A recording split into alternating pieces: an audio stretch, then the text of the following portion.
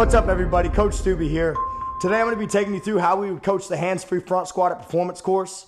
This exercise is great for 3 reasons. Reason number 1 is that it helps your athletes conceptualize the front rack position and that they should be racking the bar on their shoulder crease and they shouldn't be trying to hold the bar up with their hands or their arms. Reason number 2 is that it communicates to your athletes what they're doing correctly or incorrectly. So if they shoot their hips out and dump their torso, the bar will fall off under their arms. And then inversely, if they have too much weight on their heels and don't hinge at the hips, the bar will rock back, cutting off the wind and making things uncomfortable.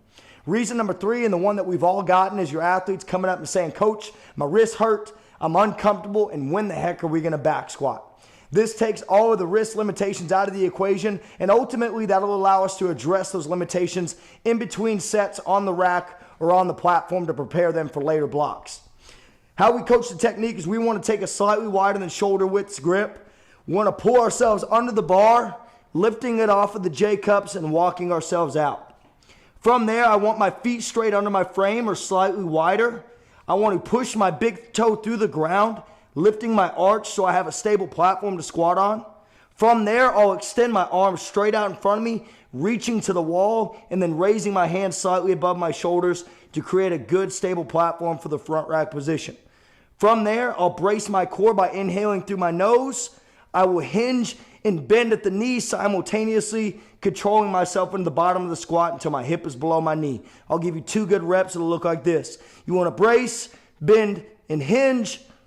Hit depth, explode up, drive up aggressively, don't overextend. Again, rep number 2, brace, hinge and bend, hit depth, explode up, don't overextend. Big thing we like to address with our squat, first and foremost, is going to be the foot. Because if you build a strong foundation, that'll fix things up the chain. So if you see the valgus happening or the knee sweeps, as long as you address the foot and tell them we don't want to see a lot of deviation in the ankle, that'll clean up a lot of the things that you see go wrong in the squat. Kind of moving up the chain, things to look at is the pelvic position. We just want to stay out of that posterior tilt, that pooping dog position.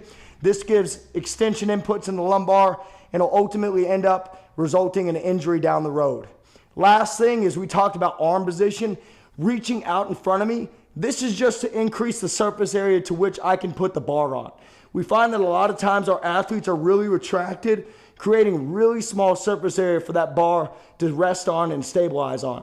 So extending out in front of us will get that shoulder blade hug in the rib cage and create more surface area for us to stabilize that bar.